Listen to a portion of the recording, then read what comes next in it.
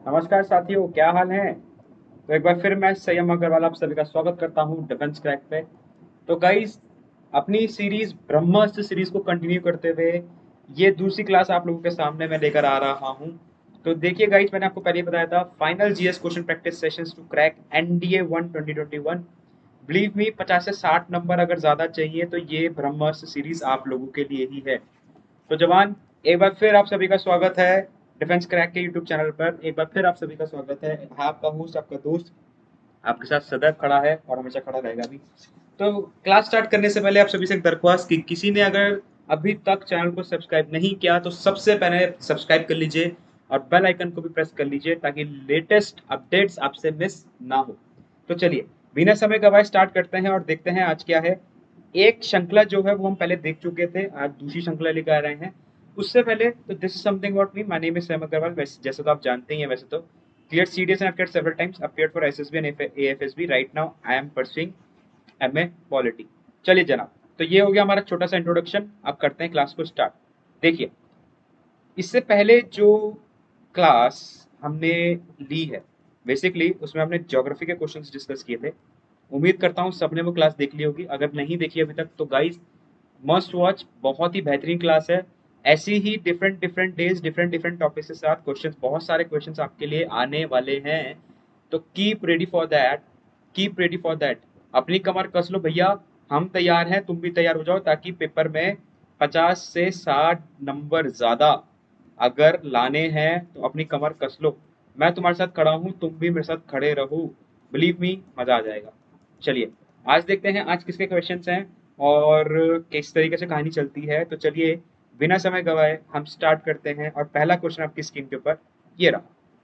लीजिए जनाब, इतिहास के बेहतरीन क्वेश्चन, इतिहास के बेहतरीन क्वेश्चन। और पहला ही जो बॉल फेंकी गई है आपके लिए इतिहास की तरफ से, वो एकदम जहर बॉल है। बिल्कुल ही मैं कहूंगा कि इतिहास जो है कम से कम 80 नंबर आपके एग्जाम में लेकर आता है। तो 80 नंबर का मतलब आप समझते हो, लमसम लमसम 20 क्वेश्चन तो कहीं नहीं गए भाई। एंड बिलीव मी, ये चीज वैसे आपको पता ही है कि जो भी क्वेश्चंस यहाँ पे कराए जा रहे हैं वो प्योरली हाई क्वालिटी के क्वेश्चंस हैं।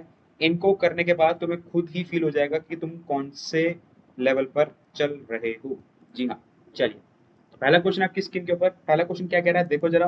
बोले कंसीडर द फॉलोइंग स्टेटमेंट। अच्छा जी, बोले क्या, बोले हैं कंसीडर द फॉलोइंग स्टेटमेंट। ठीक है सर, कोई बात नहीं। पहला स्टेटमेंट क्या है, Gandhi ji salt satyagraha in 1930 was against the state monopoly of the manufacture and sale of salt। पहला स्टेटमेंट क्या बोलना चाह रहे हैं कि गांधी जी का जो 1930 का 1930 का जो नमक आंदोलन था वो किसके अगेंस्ट था। वो भैया अगेंस्ट था जो नमक के मैन्युफैक्चर थे और जो नमक की सेल बिक्री करा करते थे। अच्छा, पहला स्टेटमेंट ये बोल रहा है। दूसरा देखो, द अमेरिकन न्यूज मैगजीन जिसका नाम है Time covered the progress of Gandhi ji's walk to Dandi on the salt satyagraha. भाई साहब, ये दूसरा स्टेटमेंट ना इंपॉर्टेंट मार्क कर लेना। ये दूसरा स्टेटमेंट क्या मार्क कर लेना, इंपॉर्टेंट मार्क कर लेना। क्यों? क्योंकि ये चीज बहुत ही रेयर लोगों ने सुनी होगी। ये चीज मैं क्या बोल रहा हूँ बेटा, बहुत ही रेयर लोगों ने सुनी होगी। वो रेयर चीज क्या है कि एक टाइम नाम की मैगजीन है, अमेरिकन बेस्ड मैगजीन है, जिसने गांधी की जो दांडी मार्च हुई थी ना, दांडी मार्च, उसको कवर किया था, उसकी प्रोग्रेस कवर की थी। ठीक है सर, कोई दिक्कत नहीं। तीसरा, the viceroy of India at the time of salt Satyagraha was Lord Ripon. अच्छा जी, उस टाइम पे जो वॉइसरॉय थे वो कौन थे, लॉर्ड रिपन थे। चलो उसको भी देखते हैं। चौथा देखो, Gandhi ji did not complete the Dandi march due to ill health. बोल रहे हैं कि गांधी जी ने इल हेल्थ यानी खराब हालत के चलते अपना जो डांडी मार्च था वो पूरा नहीं किया। तो जनाब बोल रहा है करेक्ट ऑप्शन आपको बताना है। बोले सत्य ऑप्शन आपको बताना है, सत्य ऑप्शन, करेक्ट ऑप्शन आपको बताना है। A option, B option, C option, D option. A option 1 2 3, two only, three only, one and two. तो चलिए तेजी में बताएं। मैं आपके क्वेश्चन वैसे मैं पढ़ चुका हूँ, मैं आपके आंसर का वेट कर रहा हूँ और देखते हैं क्या आंसर इस क्वेश्चन का होने वाला है। चलिए शाबाश, बहुत बढ़िया बहुत बढ़िया। बेटा जनसंख्या बहुत कम है, जल्दी से एक बार सेशन को शेयर कर दो तेजी में, ताकि आपके जो साथी हैं उनकी भी जो क्लास मिस है वो क्लास मिस ना हो, उनको भी हिस्ट्री का जो सुख है वो प्राप्त हो। जल्दी से सेशन को शेयर करते चले। और पीछे से मैं देख पा रहा हूँ कि आंसर जो है वो आ रहे हैं। कोई बोल रहा है ए, कोई बोल रहा है बी, कोई बोल रहा है सी, कोई बोल रहा है डी। बहुत अच्छे, बहुत बढ़िया बहुत बढ़िया बहुत बढ़िया। चलिए शाबाश, शाबाश। क्वेश्चन समझ में आ रहा है तो तेजी में दिल भी भेजते चलना भाई। क्वेश्चन समझ में आ रहा है तो तेजी में दिल भी भेजते चलना, इसके बिना तो हमारा दिन पूरा ही नहीं होता। ये तो तुम्हें पता ही है, इसके बिना तो हमारा दिन पूरा होता ही नहीं है। जी हाँ। चलिए, खैर, बहुत सही बहुत सही बहुत सही। बहुत नए आंसर दे दिए हैं, लेकिन चलिए एक बार फिर हम भी अपने तरीके से इसको क्या करते हैं, कंप्लीट करते हैं, क्वेश्चन को देखते हैं क्या। चलो, पहला स्टेटमेंट बिल्कुल सही बात है साहब। जो 1930 में गांधी जी का, ध्यान सुनना, दांडी मार्च हुआ था, वो किसके अगेंस्ट था? जो भैया नमक बना रहे थे और जो नमक की बिक्री कर रहे थे। तो पहला स्टेटमेंट बिल्कुल सही, पहला स्टेटमेंट बिल्कुल सही, पहला स्टेटमेंट बिल्कुल सही। इसका मतलब option number B and option number C हो चुका है एलिमिनेट, यानी कि वो मैदान से पहले ही बाहर हो गया। ठीक है। दूसरा, the American news magazine time, जो एक मैगजीन थी टाइम, वो क्या कर रही थी? वो गांधी जी के दांडी मार्च की प्रोग्रेस को कवर कर रही थी। बिल्कुल सही बात है। तो दूसरा सही, दूसरा सही। चलो ठीक है, अभी भी कंपटीशन है। ठीक है, तीसरा देखो, the voice of India at the time of salt Satyagraha was Lord Ripon. अरे मजाक कर रहे हो क्या? लॉर्ड रिपन कहाँ से आ जाएगा? लॉर्ड रिपन कहाँ से आ जाएगा? मतलब क्या कुछ भी। इस टाइम पर जो हमारे वॉइस रॉय साहब थे, उनका नाम था लॉर्ड इरविन। लॉर्ड इरविन, जी हाँ। तो थर्ड स्टेटमेंट गलत हो चुका है, थर्ड स्टेटमेंट गलत हो चुका है, इसका मतलब ये भी गया। आंसर आपको क्या मिल गया? आंसर आपको मिल गया 1 और 2 डी। मुझे फोर्थ स्टेटमेंट पढ़ने की जरूरत ही नहीं पड़ी। अगर किसी विद्यार्थी ने डी आंसर लगाया तो मुबारक हो, 4 नंबर आपके खाते में गए हैं जनाब। 4 नंबर टर्निंग पॉइंट होते हैं। आपका पेपर निकल भी सकता है, रुक भी सकता है, just because of these 4 number. जी हाँ। उम्मीद करता हूँ चीज समझ में आई होगी। इसका थोड़ा सा बैकग्राउंड मैं आपको दे देता हूँ, ताकि एक छोटा सा रिवीजन टाइप का आपका हो जाए। बैकग्राउंड ये था कि 1930 में, ध्यान सुनना, 1930 में सिविल डिसओबीडियंस मूवमेंट शुरू हुआ। सिविल डिसओबीडियंस मूवमेंट शुरू हुआ, मतलब सविनय अवज्ञा आंदोलन शुरू हुआ। इस सविनय अवज्ञा आंदोलन जो था, ये शुरू हुआ था दांडी मार्च से। कौन से मार्च से? दांडी मार्च से। तो सर दांडी मार्च क्या था? गांधी जी ने साबरमती से दांडी, दांडी एक कोस्टल एरिया है, यहाँ करते गए थे मार्च। मार्च करने गए थे क्यों? नमक कानून को तोड़ने। किसको तोड़ने? नमक के ऊपर जो टैक्स लग रहा था उसको तोड़ने। तो बेसिकली सिविल डिसोबीडियंस की मूवमेंट की जो स्टार्टिंग थी वो दांडी मार्च से ही करी गई थी, और गांधी जी के साथ सरोजनी नायडू भी साथ साथ चल रही थी। उनके अलावा और भी बहुत सारे लोग थे, बहुत सारे हिंदुस्तानी थे जो इनके साथ साथ चल रहे थे। भैया सविनय अवज्ञा आंदोलन एक ऐसा आंदोलन कहा जाता है जिसने हिंदुस्तानियों के अंदर नेशनलिज्म की भावना, यानी कि राष्ट्रवाद की भावना, यानी कि राष्ट्रवाद की भावना को उत्पन्न कर दिया। इसके बाद क्या हुआ? जैसे ही ये सिविल डिसोबीडियंस मूवमेंट के बाद जब लीडर्स जेल में गए, तो हमारी जो जनता जनार्दन थी भैया, वो रुकी नहीं है। इतिहास में बहुत बार यहाँ देखने को मिला था कि जब जब लीडर को जेल हुई, तब तब जनता हो गई मिसगाइड। समझ में नहीं आया क्या करें, कैसे करना है। जब जब जनता मिसगाइड हुई है, तब तब जनता ने गोलियां उठाई और ठाई करना शुरू करा। ये पहली दफा हमारे इतिहास में था कि 1930 के सविनय अवज्ञा आंदोलन होने के बाद, लीडर्स के जेल में जाने के बाद, जनता जनार्दन को एक लाइन, यानी कि एक डायरेक्शन मिली हुई थी। तो ये बहुत ही बेहतरीन आंदोलनों में से गांधी जी का, जिसको आप कहते हैं सविनय अवज्ञा आंदोलन, यानी सिविल डिसओबीडियंस मूवमेंट। इसी के बाद होती है आपकी क्या? इसी के बाद होती है गोलमेज सम्मेलन, जो होती है 3, 1930, 1931 और 1932 में। ये तीनों की तीनों गोलमेज सम्मेलन जो होती हैं, कहाँ होती हैं? लंदन। ठीक है। इन तीनों में से ये जो 1931 वाली है, ये वही 1931 वाली गोलमेज सम्मेलन है जिसको गांधी जी ने प्रिसाइड किया है। माफ कीजिएगा, प्रिसाइड नहीं किया है, जिसको गांधी जी ने अटेंड करने कहाँ गए थे? गांधी जी अटेंड करने इसको कहाँ गए थे? गांधी जी इसको अटेंड करने गए थे लंदन। तो एक क्वेश्चन यहाँ से भी तैयार हो जाता है कि गोलमेज सम्मेलन कब हुई, ये ध्यान रखना। गांधी इरविन पैक्ट के ऊपर क्वेश्चन पूछा जाता है। गांधी इरविन पैक्ट के ऊपर क्वेश्चन पूछा जाता है। ठीक है। दूसरा क्वेश्चन बन जाता है, कम्युनल अवार्ड कब आया? कम्युनल अवार्ड कब आया? ठीक है। ये सारे के सारे जो इवेंट्स हैं, ये कंटिन्यूसली, मतलब कंटिन्यूशन में लगे हुए हैं। तो उम्मीद करता हूँ एक छोटा सा रिकैप आपको इस क्वेश्चन की मदद से मैंने दे दिया। नेक्स्ट क्वेश्चन की तरफ बढ़ते हैं और देखते हैं नेक्स्ट क्वेश्चन क्या है। नेक्स्ट क्वेश्चन बहुत अच्छा क्वेश्चन है, बहुत अच्छा क्वेश्चन है, बहुत ही प्यारा क्वेश्चन, इंपॉर्टेंट क्वेश्चन है। Who among the following organized a march on the Tanjore coast to break the salt law in April 1930? बहुत बढ़िया। अगेन ये भी किसकी बात कर रहा है? ये भी सॉल्ट लॉ की बात कर रहा है, और ये भी 1930 की बात कर रहा है, लेकिन जगह हो गई चेंज। जगह हो गई चेंज। वहां पे डांडी था, यहाँ पे तंजोर कोस्ट है। बिल्कुल सही बात है जनाब। मैंने क्या बोला? मैंने कहा ये वाली जो, ये जो क्वेश्चन है, अगेन ये भी 1930 का ही है। किसका? सिविल डिसोबीडियंस मूवमेंट का ही क्वेश्चन है। हुआ ये था कि ये जब आंदोलन स्टार्ट हुआ तो ये पूरे इंडिया में फैला। ये जब आंदोलन शुरू हुआ तो ये पूरे इंडिया में फैला।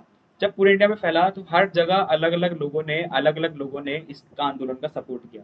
तो क्वेश्चन यही बन गया, देखो कितना प्यारा क्वेश्चन है कि अप्रैल 1930 में तंजौर कोस्ट में भाई साहब कौन ऑर्गेनाइज कर रहा था? क्या क्या ऑर्गेनाइज कर रहा था? कि भैया मार्च ऑर्गेनाइज कर रहा था। किसको तोड़ने के लिए? नमक कानून को तोड़ने के लिए। चार ऑप्शन आपकी स्क्रीन के ऊपर, A option, B option, C option, D option. तो जल्दी से मुझे आंसर दें, क्या आंसर होना चाहिए, फिर हम देखते हैं आगे क्या। बहुत प्यारा क्वेश्चन है, बहुत प्यारा क्वेश्चन है। आप आराम से अपना समय लो, हमें कोई जल्दी नहीं है। आंसर दो, लेकिन आंसर देना अनिवार्य है भैया। कोई भी खाली ना बैठे। दीवार से टिक के जो बैठे हैं भैया, टेबल पे सर रख के जो बैठे हैं, चुपचाप जरा शांति से सीधे बैठ जाओ। और जैसे जैसे जो जो क्वेश्चन करवाए जा रहे हैं 17 तारीख तक, वो सारे के सारे करते चलो। अगर 50 से 60 नंबर ज्यादा चाहिए, वरना सवारी अपने सामान की खुद जिम्मेदार है। आई रिपीट, सवारी अपने सामान की खुद जिम्मेदार है। जी हाँ, चलिए शाबाश, आंसर दीजिए। बहुत अच्छे, बहुत अच्छे, शाबाश। कुछ भी बोले जा रहे हैं, ए, बी, सी, कुछ भी, कुछ भी बोलो। हाँ सर, कुछ ना कुछ तो होगा ही। हाँ सर, एनी बेसिन था। क्यों? क्योंकि एनी बेसिन था, मैंने सुना था, पढ़ी पढ़ी सी लग रही है सर। इनके बारे में तो कभी पढ़ा नहीं। खैर कोई बात नहीं। तो आंसर मैं आपको बताता हूँ, आंसर इज सी। सी राजगोपालाचारी साहब जो है, माफ कीजिएगा, बी आंसर है। सी राजगोपालाचारी जो साहब हैं, वो तंजौर पोस्ट में मार्च ऑर्गेनाइज कर रहे थे। किस चीज के लिए? नमक कानून को तोड़ने के लिए। जी हाँ, नमक कानून को तोड़ने के लिए सी राजगोपालाचारी साहब जो हैं, वो नमक कानून को तोड़ने के लिए तंजौर पोस्ट में मार्च को ऑर्गेनाइज कर रहे थे। अगेन ये इसी कंटेक्स्ट में है, इसी इवेंट के कंटिन्यूएशन का एक ये क्वेश्चन है जो आपकी स्क्रीन के ऊपर आया। बेहतरीन क्वेश्चन ये आया भाई साहब, आग लगा के जाएगा ये। 99% जनता यहीं पे बाहर, 99% जनता यहीं पे बाहर। पहली बात, 99% जनता यहीं पे बाहर। चलो नेक्स्ट क्वेश्चन। ओके, बहुत बढ़िया। Who was the first women graduate of Calcutta University to address the INC session of 1890? जी हाँ, INC stands for Indian national Congress. लिख देता हूँ मैं, क्योंकि तुम जज्बाती इंसान हो।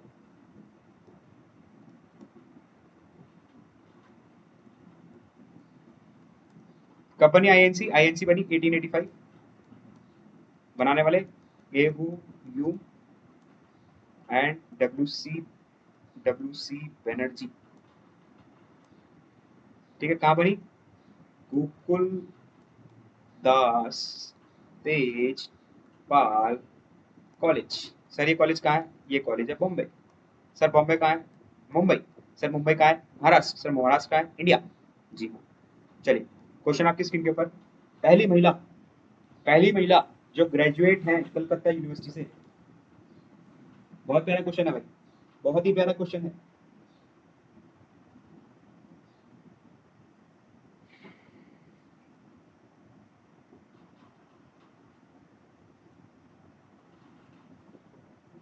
देखो अब यहाँ पे तुम ना थोड़ा सा कंफ्यूज होंगे। यहाँ पे तुम कंफ्यूज हो गए, क्यों? क्योंकि यहाँ पे एक शब्द लिखा है एड्रेस। यहाँ पे तो कुछ कंफ्यूज हो गए। चलो पहले आंसर दो। आंसर तो खैर आप लोगों के आ रहे हैं, बहुत अच्छी बात है। पहले आंसर दो, फिर मैं इस क्वेश्चन को क्लियर करता हूँ आपके सामने।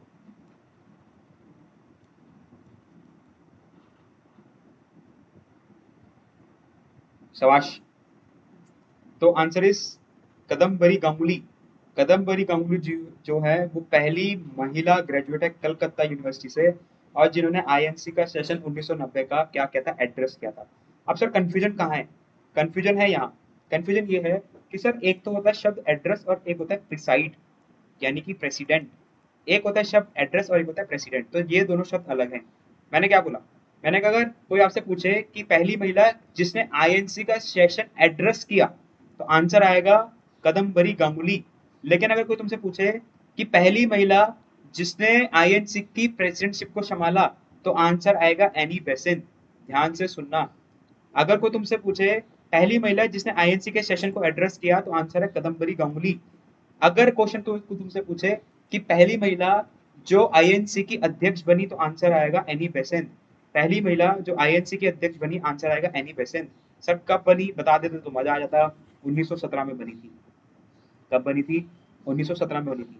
आईएनसी 1885 में बनी, और 1947 तक आईएनसी के हर साल सेशन हुए हैं। मोस्टली दिसंबर में हुए हैं, हर साल के दिसंबर में, लेकिन कुछ स्पेशल सेशन थे जो बीच बीच में भी बुलाए गए हैं, याद रखें। ठीक है, तो उम्मीद करता हूँ थोड़े बहुत जितने भी आपने इंडियन हिस्ट्री, मॉडर्न हिस्ट्री के अंदर आईएनसी के सेशंस पढ़े होंगे वो सभी आपको याद होंगे। भैया याद नहीं है तो याद कर लीजिएगा।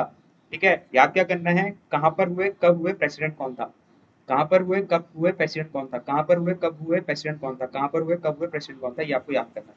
चलिए नेक्स्ट क्वेश्चन की तरफ पढ़ेंगे। बहुत प्यारा क्वेश्चन है, बहुत प्यारा क्वेश्चन है। स्लोगन स्लोगन वाले क्वेश्चन बहुत आते हैं भैया। चलो क्वेश्चन क्या है, who said a man without soul is merely animal. अच्छा, a nation without soul is only a dumb driven cattle. बहुत प्यारा स्टेटमेंट है। मतलब मैं कह रहा हूं कि ये इस टाइप के क्वेश्चन 200 छोड़ो 500% आते हैं पेपर में। इस टाइप के क्वेश्चन 200 छोड़ो बेटा, 500% पेपर में क्वेश्चन आते हैं ये।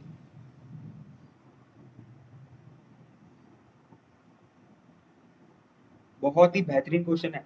और इम्पोर्टेंट क्यों है पता है, इम्पोर्टेंट इसलिए क्योंकि ये जिस इंसान की बात हो रही है वो न्यूज में भी थे, जिस इंसान की बात करी जा रही है वो इंसान न्यूज में भी थे। तो तुम एक चीज नोट करो कि अभी तक तुम सिर्फ 4 क्वेश्चन करे हो, लेकिन ये वो 4 क्वेश्चन है जो भैया आने वाले 40 नंबरों के बराबर है। ये वो 4 क्वेश्चन है जो आने वाले 40 नंबरों के बराबर है। अब बाकी तुम देख लो भैया तुम्हें 40 नंबर चाहिए या नहीं चाहिए, एनडीए निकालना है या नहीं निकालना, या फिर यही रहना है। मर्जी है तुम्हारी, सवारी अपने सामान की खुद जिम्मेदार है। मेरा काम है बताना, मैं आपको बता रहा हूँ। क्वेश्चन का आंसर दीजिएगा, शाबाश तेजी में। आंसर तो है आप लोगों का आ रहा है, बहुत बढ़िया। कोई बोल रहा है अरविंद घोष, जी नहीं। रविन्द्रनाथ टैगोर, जी नहीं। स्वामी दयानंद, जी नहीं। तो answer is Lala Lajpat Rai. Answer is Lala Lajpat राय।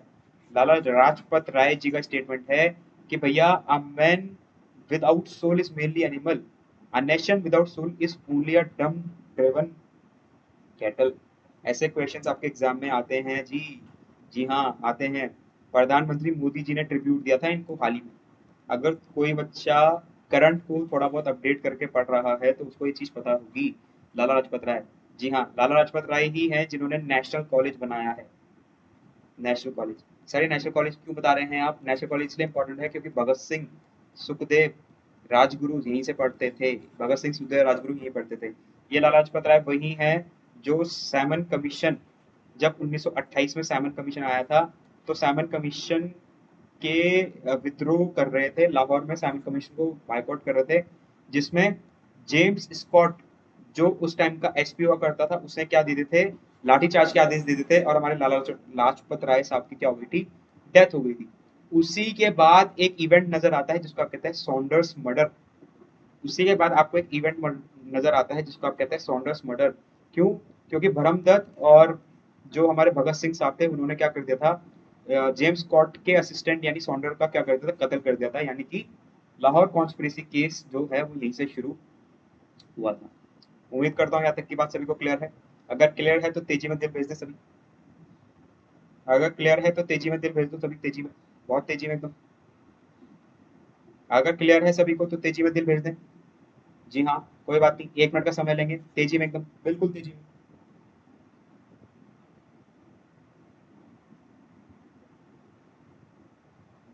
चलिए शाबाश, बहुत ही प्यारा, बेहतरीन, मतलब बहुत बढ़िया। चलो आगे बढ़ेंगे, नेक्स्ट क्वेश्चन। बहुत अच्छा, अगेन अच्छा क्वेश्चन है। Who was regarded as one of the most dangerous pioneer of disaffection and truly the father of Indian unrest। बहुत अच्छा क्वेश्चन है। मतलब मैं इस क्वेश्चन पे कह सकता हूँ कि 99 से 100% ये पेपर में आने के लिए तैयार है। 99 से 100% ये क्वेश्चन पेपर में आने के लिए तैयार है, आप देख लो। ये क्वेश्चन बहुत ही अच्छा क्वेश्चन है, एक तरफा क्वेश्चन है ये।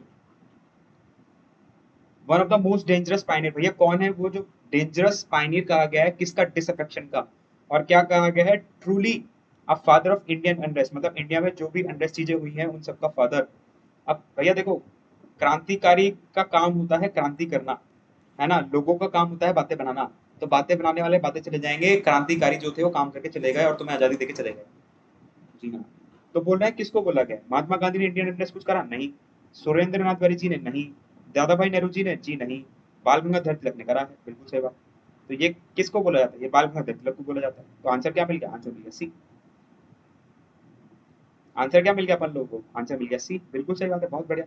ये बाल गंगाधर तिलक ही वही है जिनको लोकमान्य तिलक के नाम से जाना जाता है। लोक लोकमान्य तिलक के नाम से जाना जाता है। ये वही बाल गंगाधर जिन्होंने गणपति फेस्टिवल, महाराष्ट्र के अंदर Ganpati festival and Shivaji festival, Shivaji Chhatrapati Shivaji के बारे में आप जानते होंगे, शिवाजी फेस्टिवल स्टार्ट किया था। ठीक है, शिवाजी को क्या बोला जाता है? Shivaji is known as father of Indian navy. Shivaji is known as father of Indian navy, very important. Shivaji is known as father of Indian navy, very very important. उसके बाद दादा भाई नेहरू जी को, दादा भाई नेहरू जी को इन्होंने एक थ्योरी दी थी जिसको कहते हैं theory of drain of wealth, theory of drain of wealth. यही वो इंसान है जिसने बताया था कि अंग्रेज हमारा किस तरीके से शोषण कर रहे हैं। ये वो इंसान है जिन्होंने बताया था कि अंग्रेज किस तरीके से हमारा जो भारत का पैसा है वो भारत से बाहर लेके जा रहे हैं। यही वो इंसान है। कौन? दादा भाई नेहरू जी। जी हाँ, बिल्कुल बिल्कुल बिल्कुल बिल्कुल बिल्कुल बिल्कुल बिल्कुल। चलिए शाबाश, बढ़ेंगे आगे। बहुत बढ़िया बहुत बढ़िया बहुत बढ़िया, शाबाश शाबाश शाबाश। मजा आ रहा है क्लास में कि नहीं? लग रहा है कुछ कि हाँ यार पढ़ रखा है, मजा सा आ रहा है, कुछ बढ़िया बढ़िया सा लगा, फील हो रहा है? देखना जरा। चलो नेक्स्ट क्वेश्चन आपकी स्क्रीन के ऊपर ये रहा। ये अच्छा क्वेश्चन है।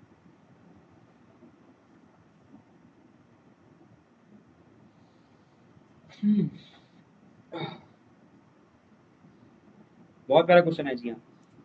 विच of the following correctly describe Gandhi ji's attitude, Gandhi ji's attitude toward the Swarajist leaders. जो भैया स्वराजिस्ट लीडर्स हुआ करते थे उनके लिए गांधी जी का क्या सूचना था, क्या विचारधारणा थी, क्या उनका एटीट्यूड था गांधी जी का, किसके लिए? स्वराजिस्ट लीडर्स के लिए। चलिए बहुत प्यारा क्वेश्चन। चार ऑप्शन आपके सामने है, बोले करेक्टली डिस्क्राइब। तो चारों में से कौन सा सही से बताता है कि गांधी जी इनके बारे में क्या सोचते थे? बोले क्या? He was not oppose to their entry into council. अच्छा, कि भैया जो क्या है वो अपोज नहीं कर रहे थे उनकी काउंसिल पे जो एंट्री है। ही हैड फुल ट्रस्ट, किसकी बात कर रहे हैं? गांधी जी की। Gandhi ji had full trust in their bonafide and considered them most valued and respected leaders. ऐसा तो कुछ नहीं था। अच्छा, he was not in favour of maintaining warm personal relations with them. अच्छा, he was neutral to government's offensive against the Swarajist and did not defend them. अच्छा, यहाँ पे जो ही है ये कौन है? ही मतलब हो गए गांधी जी। ही मतलब हो गए कौन? गांधी जी। तो गांधी जी अपोज नहीं कर रहे थे किस चीज के लिए? इन स्वराजिस्ट लीडर्स की एंट्री कहां पर? काउंसिल में। ठीक है, कोई दिक्कत नहीं। किसने बोला? किसने बोला? कोई दिक्कत नहीं है, चलो देखो आगे। He had full trust in their bonafides and considered them most valued and respected leaders. ऐसा तो कुछ नहीं था भाई, ऐसा तो कुछ नहीं था। अगर ट्रस्ट था तो भाई एंट्री क्यों डिनाई कर रहे थे आप? एंट्री क्यों डिनाई कर रहे थे? तो भैया आंसर क्या मिल जाएगा इस बात से? आंसर मिल जाएगा बी। लॉजिक का क्वेश्चन है, लॉजिक का क्वेश्चन है, लॉजिकली ये क्वेश्चन भी सॉल्व हो जाएगा। एक बार फिर से सोच के देखना कि ये इसका आंसर कैसे आ गया। आंसर क्या जगह बी। तो जनाब जिस भी विद्यार्थी ने बी आंसर लगाया वो अपने खाते में 4 नंबर जोड़ लें। जिस भी विद्यार्थी ने बी आंसर लगाया वो अपने खाते में कितने नंबर जोड़ ले? कितने जोड़ ले जी? जी हाँ, 4 जोड़ ले। अब देखो मुझे आगे पढ़ने की जरूरत ही नहीं ना, मैं क्यों अपना टाइम वेस्ट करूँ जब मेरा काम ये पे अच्छा खासा चल रहा है। चलिए next. Next question. The government of India act 1919 clearly defined. Government of India act 1919 हमको क्या बताता है? चार ऑप्शन आपकी स्क्रीन के ऊपर है और पूछ रहे हैं क्या बताता है। The separation of power between judiciary and legislature. अच्छा, the jurisdiction of the central and provincial government। अच्छा, the power of the secretary of state for India and the viceroy. अच्छा ना देखो। जी हाँ, बताओ। बढ़िया क्वेश्चन है, बहुत ही बढ़िया क्वेश्चन है भैया,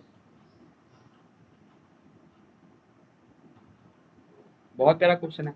क्या कहना चाह रहे हैं कि भैया जो विधायिका होती है और जो न्यायपालिका होती है उनका सेपरेशन, या फिर जो सेंट्रल और प्रोविंशियल गवर्नमेंट का जुरिस्डिक्शन है उनको सेपरेट किया गया था कि वो काम कैसे करेंगे, या फिर जो सेक्रेटरी ऑफ स्टेट और इंडियन वॉइसरॉय हैं, यानी कि जिसको आप एसओएस एंड वॉइसरॉय के नाम से जानते हैं, उनका पावर बताया गया था। ये तो हो ही नहीं सकता, ये 1858 का एक्ट था।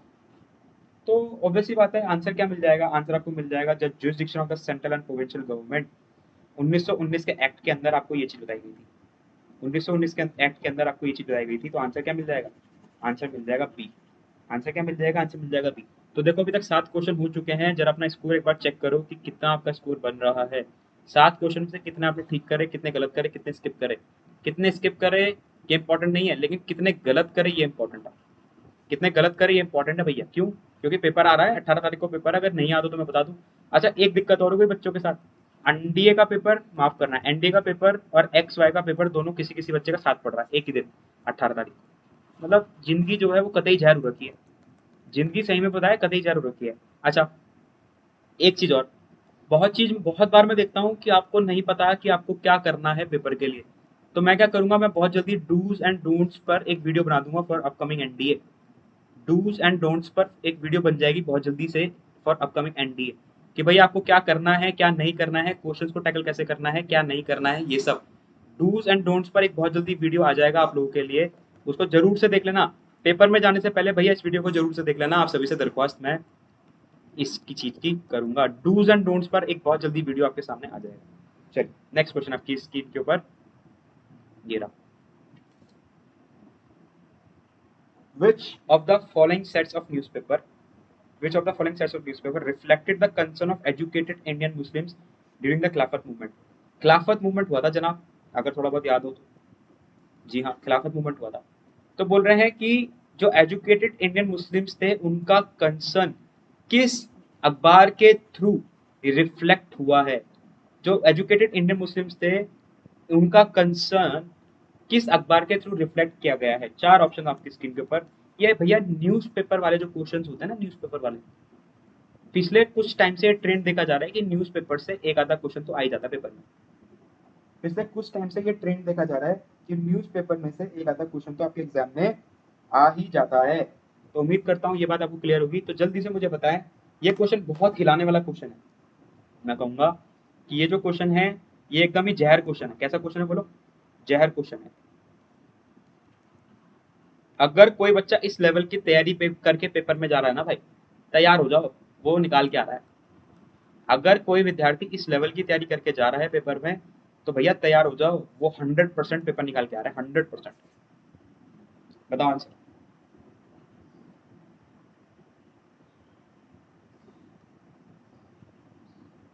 बताएं आंसर।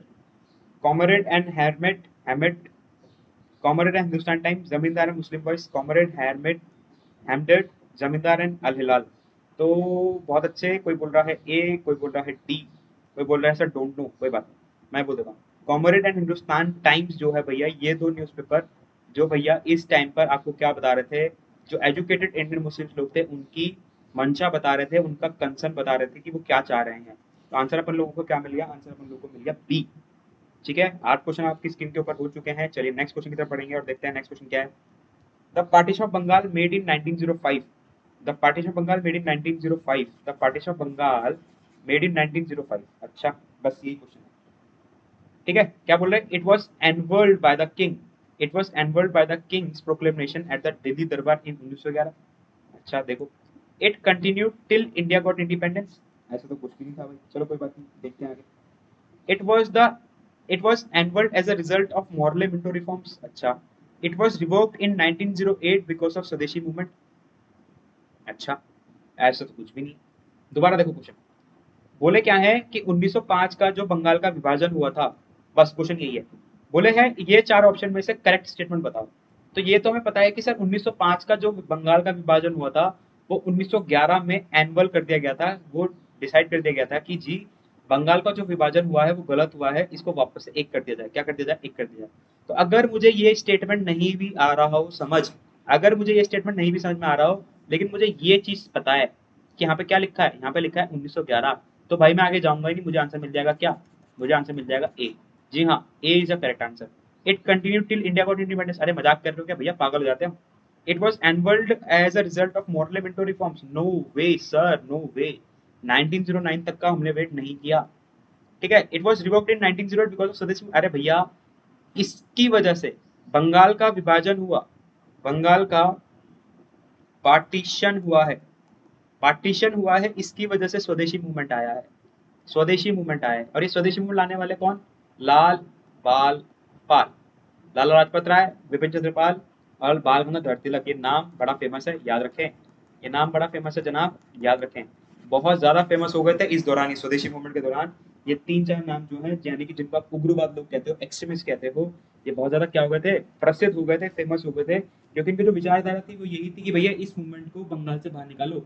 और मॉडरेट्स क्या कह रहे थे कि नहीं नहीं नहीं नहीं नहीं, बंगाल से बाहर निकालने की क्या जरूरत है, अरे घर का मुद्दा है तो पड़ोसी को थोड़ी बुलाते हैं, घर के मुद्दे में सास बहू की लड़ाई में सास बहू को लड़ने देते हैं। इनका बोलना था कि नहीं, पड़ोसी को बुलाना जरूरी है। हम बोलते नहीं, सास बहू को लड़ने दो, कोई दिक्कत नहीं है। ये ड्रामे चलते थे। खैर, तो उम्मीद करता हूँ ये सारी कहानी सभी को क्लियर होगी, और अब तुम्हें सही में कुछ फील हो रहा होगा कि हाँ यार, मतलब मजा आ रहा तैयारी करने में। कसम से बोल रहा हूँ, अब तुम्हें सही में कुछ फील हो रहा होगा कि हाँ यार, मतलब जो पढ़ा है ना, तो लग रहा है कि हाँ यार कुछ पढ़ा सही। चलिए नेक्स्ट क्वेश्चन आपकी स्क्रीन के ऊपर, 10वां क्वेश्चन आपकी स्क्रीन के ऊपर आएगा बेटा। बहुत प्यारा क्वेश्चन है, बहुत ही प्यारा क्वेश्चन है ये, बहुत मतलब एक लेवल वाला क्वेश्चन कहूंगा मैं इसको, एक लेवल का क्वेश्चन है भाई वो, जो आप देख रहे हो आपकी स्क्रीन के ऊपर। Which of the following thinkers movement influence the development of Gandhi ji political idea. Gandhi ji के पॉलिटिकल आइडिया के पीछे किस किस का योगदान है भैया, क्वेश्चन ये कहना चाह रहा है। एक तरफा क्वेश्चन है भाई, बहुत ध्यान से करना। Henry David Thoreau, John Ruskin, John Milton, Jainism. Question अच्छा है, क्वेश्चन अच्छा है। किसी ने अगर गांधी जी के बारे में थोड़ा बहुत पढ़ा होगा तो वो उस क्वेश्चन को आराम से टैकल कर लेगा, लेकिन अगर नहीं पढ़ा होगा तो भैया अटक जाएगा। ऑप्शन देख के भी निकाल सकते हो आंसर, कोई दिक्कत नहीं।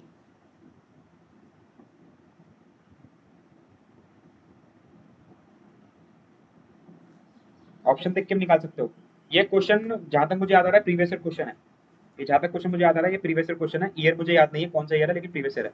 खैर, जॉन रस्किन की किताब थी on to the last, on to the last. भैया वो तो गांधी जी ने पढ़ी थी, तो टू ऑप्शन तो करेक्ट है। तो टू इसमें नहीं है, गया। अच्छा, बाकी में टू है, कोई बात नहीं। अच्छा, जैनिज्म से भी गांधी जी बड़े प्रभावित थे, तो 2 और 4 ये भी हो सकता है, ये भी हो सकता है, कोई दिक्कत नहीं है। इसका मतलब 4 इसमें नहीं है, ये भी गया। अब 2 ऑप्शन बचे। अब ये हेनरी डेविड थोरियो जैसे भी गांधी जी जो थे प्रभावित थे, तो आंसर क्या हो जाएगा, आंसर हो जाएगा 1, 2 एंड 4। भैया गांधी के पॉलिटिकल आइडियाज में इन तीन का तो बहुत बड़ा योगदान है, इसके अलावा और भी है। मैं ये नहीं कह रहा हूँ कि और नहीं है, ये और भी है, लेकिन इन तीन को तो बहुत बड़ा योगदान है। तो आंसर अपन लोगों को क्या मिल गया, आंसर अपन लोगों को मिल गया सी। तो भैया 10 क्वेश्चन हो चुके हैं। अब जरा अपना स्कोर तेजी में मुझे बताओ कि तुम्हारा स्कोर कितना बन रहा है। अगर नेगेटिव में जा रहे हो कोई बात नहीं, सच बोलो। एक अफसर की क्वालिटी होती है कि भाई साहब एक वो सच को एक्सेप्ट करता है, ट्रुथ को एक्सेप्ट करता है। अगर उसको कोई चीज नहीं आती तो ही विल, या he clearly said sir I don't know, but फालतू की कहानी नहीं बनाता, घुमा घुमा के कहानी नहीं सुनाता। और भैया एसएसबी में ये चीज पकड़ ली जाती है साइकोलॉजी के द्वारा। एसएसबी में चीज पकड़ ली जाती है साइकोलॉजी के द्वारा। जो कहानी बनाने वाले लोग होते हैं उनको पहले ही परे कर दिया जाता है। जी हाँ जनाब, कहानी बनाने वालों को पहले ही परे कर दिया जाता है, ये बात ध्यान रखना। आई डोंट नो का मतलब आई डोंट नो। भैया इंसान ही तो वो, सारी चीजें आपको भी थोड़ी पता होंगी। ऑब्वियस ही बात है सर, लॉजिकल बात है। चलिए आगे बढ़ेंगे। हु वॉज द, ये द में स्पेस आ गया गलती से। Who was the president of Gaya session of the India National Congress held in 1922। INC का जो सेशन हुआ 1922 में, बोल रहे हैं उस सेशन को प्रिसाइड किसने किया। बोल रहे हैं उस सेशन को प्रिसाइड करने वाली व्यक्ति कौन थी।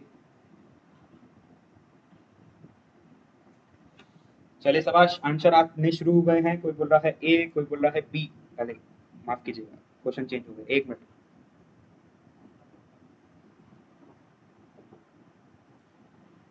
1 मिनट गाइस, लीजिए। कोई बोल रहा है ए, कोई बोल रहा है बी, कोई बोल रहा है सी। वाह वाह वाह वाह वाह वाह वाह। चलिए, तो ए बी सी डी, बहुत बढ़िया, पास हो गए। अरे गधो, सीआर दास, चित्तरंजन दास। 1922 में जो गया सेशन हुआ उसको प्रिसाइड किया था सीआर दास ने, चित्तरंजन दास ने। जी हाँ, ये वही चित्तरंजन दास हैं, ये वही चित्तरंजन दास हैं जिन्होंने 1923 की स्वराज पार्टी, कौन सी पार्टी, स्वराज पार्टी बनाई थी। ये वही चित्तरंजन दास है, सीआर दास है, जिन्होंने स्वराज पार्टी बनाई। किसके साथ मिलके, मोतीलाल नेहरू के साथ मिलके। मोतीलाल नेहरू के साथ मिलके इन्होंने क्या बनाई, इन्होंने स्वराज पार्टी बनाई। उद्देश्य क्या था कि भैया जो इलेक्शन होने वाले हैं उसमें पार्टिसिपेट करना है। जी हाँ, चलिए आगे बढ़ेंगे, नेक्स्ट क्वेश्चन की तरफ बढ़ेंगे। नेक्स्ट क्वेश्चन देखो, consider the following statement. The first women president of the INC Congress was Sarojini Naidu. क्या बोला, the first women president of the INC was Sarojini Naidu. अरे खेल गए, खेल गए, देख रहे हो, मतलब खेल गए। हो ही नहीं सकता। पहली महिला प्रेसिडेंट जो आईएनसी की थी उनका नाम था एनी बेसेंट, अभी तो पढ़ाया था थोड़ी देर पहले, भूल गए? तो सरोजनी नायडू पहली भारतीय थी। यहाँ लिखा है पहली वुमन, ये पहली भारतीय थी। तो पहला स्टेटमेंट गलत, पहला स्टेटमेंट गलत, तो ये भी गया, ये भी गया। अच्छा, the first Muslim president of INC was Badruddin Tyabji. जी हाँ, ये बिल्कुल सही बात है। The first Muslim president was INC was Badruddin Tyabji. Answer क्या हो जाएगा? आंसर हो जाएगा टू ओनली। बिल्कुल सही बात है। पहले मुस्लिम जो प्रेसिडेंट थे आईएनसी के वो बदरुद्दीन तैयब साहब ही थे हमारे। पहले मुस्लिम जो प्रेसिडेंट थे आईएनसी के वो बदरुद्दीन तैयब साहब ही थे हमारे। तो second statement is correct option. चलिए, शाबाश। खैर, मैं आपके आंसर नहीं देख पाया, माफ कीजिएगा, बट आप बिल्कुल सही थे, आप बिल्कुल सही थे, आप बिल्कुल सही थे। बहुत अच्छा लग रहा है मुझे देख के कि तुम यार चलो एटलीस्ट कुछ तो पढ़ रहे हो, कुछ तो सीरियस हो पढ़ने के लिए। ठीक है, क्वेश्चंस में अगर तुम्हें मजा आ रहा है तो बेटा कमेंट में मुझे जरूर से बताना कि क्वेश्चंस कैसे लग रहे हैं। ऐसे बिना कमेंट करे, लाइक करे, शेयर करे भाग मत जाया करो। बताया करो कि सर हाँ देखो मजा आ रहा है, और क्वेश्चंस करवाओ सर, और क्वेश्चन करवाओ। मैं बता रहा हूँ इतना चीता बना दूंगा 10-15 दिन में ही कि भाई साहब एकदम ना ऐसे चमकोगे, ऐसे काला चश्मा लगा के आओगे पेपर देने के बाद, काला चश्मा। जी हाँ। चलिए, बहुत बढ़िया, एक बार फिर आगे बढ़ेंगे। और ये मैं क्या देख पा रहा हूँ कि सेशन में जनसंख्या बहुत कम है। अरे जवानों, अपने साथियों के साथ शेयर कर दो यार। मतलब क्या कर रहे हैं? घूमने फिरने के लिए तो तुम पूरी फौज खड़ी कर देते हो 100-200 लोगों की। मतलब जब पढ़ाई की बात आती है तो अकेले अकेले हैं, बहुत गलत बात है। चलो next question. Consider the following event in the history of India freedom struggle. Consider following statement in the history of India freedom struggle. अच्छा, ए ऑफ 2 3 4, पहले क्वेश्चन पढ़ो। विच of the following statement is the correct chronological order of this event. मतलब पहले कौन सा हुआ, उसके बाद कौन हुआ, उसके बाद क्या हुआ, उसके बाद क्या हुआ। आपको क्रोनोलॉजी में लगाना है। 4 ऑप्शन आपके सामने है, 1 2 3 4। आपको क्रोनोलॉजी सेट करनी है कि पहले कौन सा हुआ, क्या बोला मैं, कि पहले कौन सा हुआ, दूसरा कौन सा हुआ, तीसरा कौन सा हुआ, चौथा कौन सा हुआ। बताओ।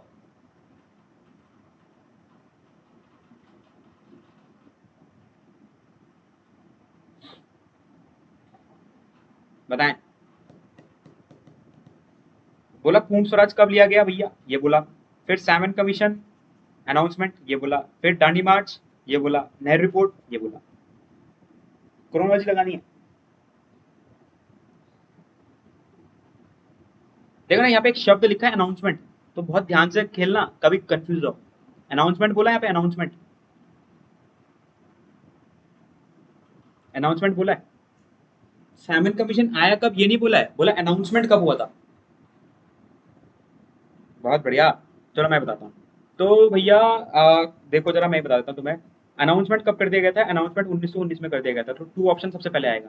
अबे तीनों में 2 ऑप्शन सबसे पहले, तो इसका मतलब डी ऑप्शन तो गया। बहुत बढ़िया। 1919 में अनाउंसमेंट हो गया। 1929 में पूर्ण स्वराज हो गया। अच्छा, दांडी मार्च 1930 में हो गया। नई रिपोर्ट 1928 में हुई। तो मेरे हिसाब से जो क्रोनोलॉजी आनी चाहिए वो आनी चाहिए 2 4 1 3। देखना जरा कहीं मैच हो रहा है क्या। 2 4 1 3, 2 4 1 3, 2 4 1 3। लो भाई, आंसर आ गया। आंसर क्या आ गया? 2 4 1 3, बिल्कुल सही बात है। तो भैया आंसर तो तुम लोग दे रहे हो, बड़ी अच्छी बात है। Very good, very very good, very good. जवानों, पेपर निकालो। बहुत सही बात है, पेपर निकालोगे तुम, मुझे पूरी पूरी उम्मीद आ रही है। मुझे ऐसी वाइब्स आ रही है कि तुम पेपर निकालने वाले हो। सबके सब तैयार हो, शाबाश। चलिए आगे बढ़ेंगे। हु हैड फाउंडेड द अनुशीलन समिति। ये अनुशीलन समिति वगैरह से भी क्वेश्चन आ जाता है मुझे, ये ऐसे क्वेश्चन भी आ जाते हैं। हु हैड फाउंडेड द अनुशीलन समिति।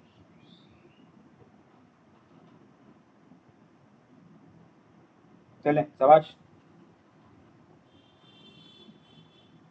अनुशीलन समिति किसने बनाई? 3 ऑप्शन, 4 ऑप्शन। प्रमोथा मित्तर, वीरेंद्र घोष, वीडी सावरकर और नरेंद्र गोसाई।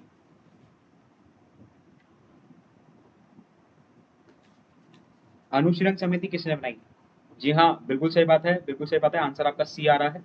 बिल्कुल सही, बिल्कुल सही, बिल्कुल सही, बिल्कुल सही बात है सर। तो वीडी सावरकर, विनायक दामोदर सावरकर ने, विनायक दामोदर सावरकर ने क्या बनाई थी? अनुशीलन समिति बनाई थी। ये बात ध्यान रखें, इंपॉर्टेंट कंसेप्ट है, याद रहना चाहिए। चलिए नेक्स्ट क्वेश्चन की तरफ बढ़ जाते हैं तेजी में और देखते हैं नेक्स्ट क्वेश्चन क्या कह रहा है। बहुत बढ़िया, बहुत बढ़िया, बहुत अच्छा क्वेश्चन है, बहुत अच्छा क्वेश्चन है भाई। मतलब इस क्वेश्चन पे तो मैं खेल जाऊंगा आज। आज मैं इस क्वेश्चन पे सही पे खेल के जाऊंगा। बोल रहा है who of the following had called Mohammad Ali Jinnah as ambassador of Hindu Muslim unity. ये देखना जरा क्या बोला जा रहा है। मोहम्मद अली जिन्ना को एम्बेसडर बोला जा रहा है बिटवीन हिंदू मुस्लिम यूनिटी। किसने बोला था मोहम्मद अली जिन्ना को ambassador between Hindu Muslim unity में? हिंदू मुसलमान एकता में मोहम्मद अली जिन्ना को किसने राजदूत बोला था? बहुत अच्छा क्वेश्चन है भाई, ये बहुत अच्छा, बिलीव मी। ये वो कंसेप्ट है जो आज तक किसी ने नहीं किया, मतलब बहुत ही चंद लोगों ने कंसेप्ट सुना होगा। मैं बता रहा हूँ, ये वो कंसेप्ट है जो बहुत चंद लोगों ने सुना होगा गाइस, बहुत ही कम लोगों ने सुना होगा, बिलीव मी। कौन है? एनी बेसेंट है? नहीं। बाल गंगाधर तिलक? नहीं। None of the above? नहीं। सरोजिनी नायडू। सरोजिनी नायडू ने मोहम्मद अली जिन्ना साहब को हिंदू मुस्लिम यूनिटी का एम्बेसडर बोला है, राजदूत बोला है भाई साहब। हिंदू मुस्लिम यूनिटी का राजदूत बोला गया जिन्ना साहब को। तो आप जरा समझने की कोशिश करो, ये वही जिन्ना है जिन्होंने एक बार डायरेक्ट एक्शन डे कॉल किया था। डायरेक्ट एक्शन डे कॉल किया था किस चीज के लिए? पाकिस्तान की डिमांड के लिए। लेकिन दूसरी तरफ आपको ये पता चलता है कि मोहम्मद अली जिन्ना साहब हिंदू मुसलमान यूनिटी में भी बहुत बड़ा रोल प्ले कर रहे थे। तो इतिहास जो है ना भाई साहब, तुम्हारी हिस्ट्री जो है, हिस्ट्री तुम्हें बहुत कुछ सिखाता है भाई, इतिहास बहुत कुछ सिखाता है। तो उम्मीद करता हूँ ये 15 क्वेश्चन तुमने बढ़िया कर लिए। अब तेजी में मुझे जरा अपना स्कोर बताओ कि 15 क्वेश्चन का स्कोर आपका कितना आ रहा है। जल्दी से बताएंगे 15 स्कोर का क्वेश्चन आपका कितना आ रहा है, स्कोर कितना आ रहा है, जल्दी से बताओ, तेजी में बता दो, एकदम फटाफट से बता दो, हम तो कर रहे हैं वेट। चलिए, शाबाश, बहुत बढ़िया, बहुत अच्छे। चलो, बस इतने क्वेश्चन थे। तो जनाब, कल तुमने ज्योग्राफी के 15 क्वेश्चन करे, आज तुम हिस्ट्री के 15 क्वेश्चन कर रहे हो, है ना? ऐसे ही स्टेप बाय स्टेप चलते रहोगे। और मैंने क्या बोला? मैंने कहा टाइम की उपलब्धि के हिसाब से मैं जल्दी जल्दी इसमें क्वेश्चन प्रैक्टिस के सेशंस लाता रहूंगा भाई। क्वेश्चन प्रैक्टिस के सेशंस आपके पास आते रहेंगे। बस आपको कुछ नहीं करना है, आपको मेरे साथ बैठ के प्रैक्टिस करनी है, क्वेश्चन लगाने हैं और अपना स्कोर चेक करना है कि आपका स्कोर कितना बन रहा है। गारंटीड है 50 से 60 नंबर ज्यादा ही लेके आओगे जहां पर भी तुम रिलाय कर रहे होंगे। 50 से 60 प्लस नंबर अगर लेने हैं तो अपने गली में, अपने मोहल्ले में, अपने साथियों को व्हाट्सएप पे, फेसबुक पे, इंस्टाग्राम, ट्विटर, पाइंटरेस्ट जो भी है, सब जगह शेयर शेयर शेयर कि भैया फ्री में क्वेश्चन प्रैक्टिस कराई जा रही है, इसके लिए कोई भी चार्ज नहीं लग रहा है। अरे तुम्हारा कुछ नहीं जाता, बस 40-45 मिनट हमारे साथ बैठ जाया करो, हमारे साथ भी कभी गुफ्तगू कर लेते हो, गुड मॉर्निंग, गुड नाइट, ये वो तो करते रहते हो बहुत ज्यादा, हमारे साथ भी कभी बैठ जाया करो, समय बिता लिया करो। तो उम्मीद करता हूँ आपको मजा आया। इसी के साथ गाइस आप मुझे आज्ञा दें, अभी भी अगर किसी ने डिफेंस क्रैक को सब्सक्राइब नहीं किया है तो सब्सक्राइब कर लीजिए और बेल आइकन को भी प्रेस कर लीजिए ताकि लेटेस्ट अपडेट आपसे मिस ना हो। इसके अलावा हमको इंस्टाग्राम पे भी आप फॉलो कर सकते हैं, टेलीग्राम पे भी आप जरूर से फॉलो कर लीजिए। ये तो मैं रिकमेंड करूंगा ही कि टेलीग्राम पे फॉलो कर लीजिए ताकि वीडियो के जो लिंक्स होते हैं वो डायरेक्टली हम टेलीग्राम पे आपको डाल दें। करेक्ट? जितने भी लिंक्स हैं सोशल मीडिया के वो डिस्क्रिप्शन में दे दिए गए हैं, वहां से देख जरूर लीजिएगा। इसके अलावा फेसबुक पे भी आप फॉलो कर सकते हैं, कोई दिक्कत वाली बात नहीं है। फेसबुक पे भी आप मुझे फॉलो करो, कोई टेंशन वाली बात, दिक्कत वाली बात नहीं है। उसके अलावा, इसके अलावा आप मुझे फॉलो करें, डिफेंस क्रैक को फॉलो करें, मुझे फॉलो करें, जैसा भी आपको ठीक लगे। बस टेलीग्राम ग्रुप जरूर से ज्वाइन कर लें ताकि आपकी कोई भी वीडियो, कोई भी अपडेट मिस ना हो। टेलीग्राम ग्रुप जरूर से ज्वाइन कर ले, ठीक है? पिछली वीडियोस के लिंक भी डिस्क्रिप्शन बॉक्स में दे दिए गए हैं। अगर किसी ने पिछली वीडियो अभी तक नहीं देखी तो लिंक के थ्रू, डिस्क्रिप्शन बॉक्स के थ्रू वहां से आप डायरेक्टली देख सकते हैं। चलिए गाइस, इसी के साथ मुझे आज्ञा दिए, तब तक के लिए बाय बाय, टेक केयर, जय हिंद। हंसते रहे, खेलते रहे, मुस्कुराते रहे और इसी तरीके से पढ़ाई जो है वो अपनी करते रहें। चलिए, बहुत बहुत धन्यवाद आप सभी का, जल्दी मिलेंगे आपसे।